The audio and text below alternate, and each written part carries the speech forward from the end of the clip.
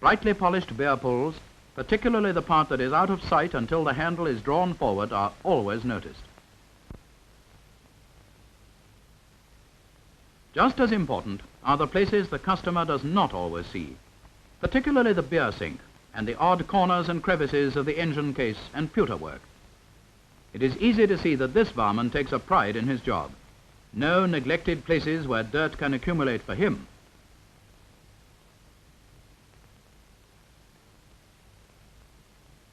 Drip pans need to be cleaned and polished every day. You know how sticky they can become and how easily they seem to collect dust. These are occasionally seen by the customer, and he knows that the beer spilt into them is going back into the cask to be served again. So let him always see them spotless.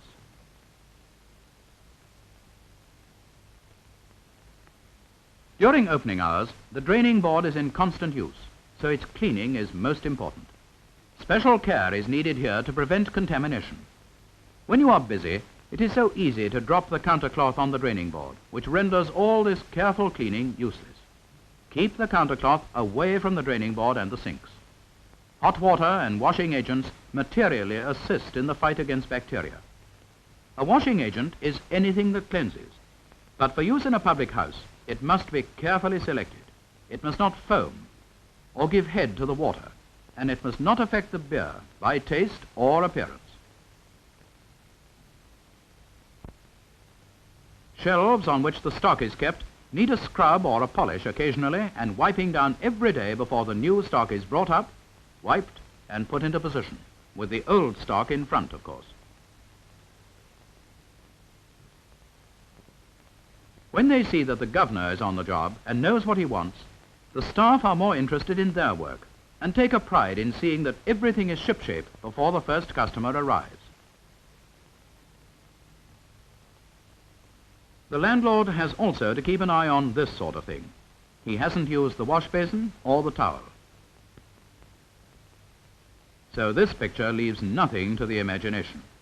However busy you may be, it should be an inflexible rule that the staff should wash their hands before returning to the bar to serve drinks or food.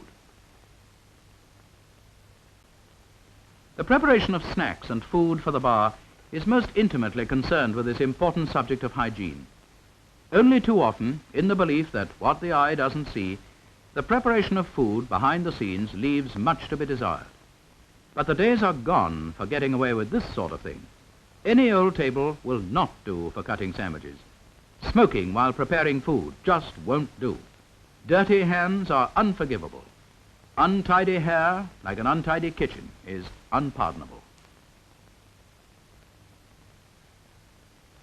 Before touching food, always start with a good scrub up. It should become a habit to see that your hands and nails are as clean as you can make them.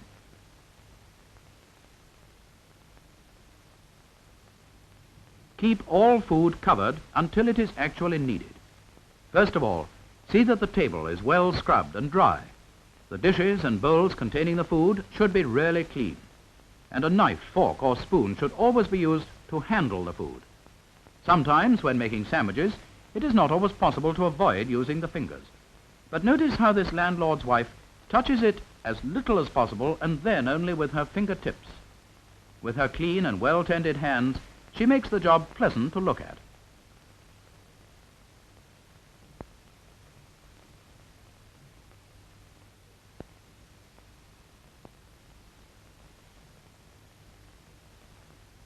As soon as one snack is ready, the cover is put on while the next is prepared.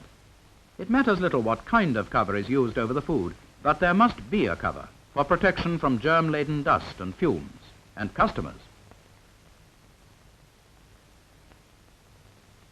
In some houses, this food problem is easier to deal with when staff are engaged solely for the snack bar and have no other duties.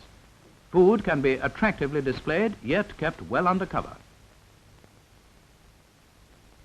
But here again, clean plates, clean knives and forks, and a general effect of spotless cleanliness will attract customers to the landlord's advantage. A snack barman in a clean white coat, quickly and deftly preparing the food, creates a very good impression.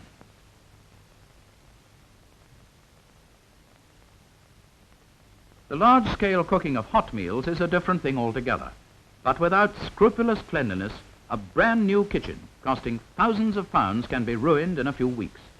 It is not possible to make suggestions to cover every house. Each has its own problems, which are different from the next. But in the name of cleanliness and public hygiene, let us make sure that we, in the trade, always remember clean from cask to glass. The movable parts. Catch corks, don't sink them. Hands off the food. Smoke off the food. Scrub before you start. Not like this, but like this. Lipstick sticks, watch for that glass. Not on a radiator, on a towel rail. Don't wash their necks. Now wash your hands. Wet change damages the till and carries infection. Keep the counter dry, fingers off the rim. It's sticky under the edge. Tongs are better than fingers. Wet glasses don't polish. Metal polish and drip pans don't agree. Full ashtrays mean stubbed counters. Counter cloths contaminate. Keep them away from the sink, or this is what happens. Ask the brewery for advice on your particular hygiene problem, whether it has been dealt with in this film or not.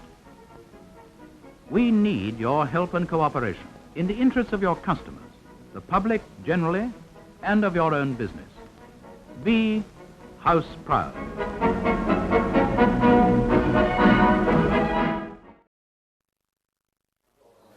So that's the Great British Pint. I hope it's given you a real insight into what makes beer so special and an enthusiasm to go out and try plenty more. There are so many exciting brews out there.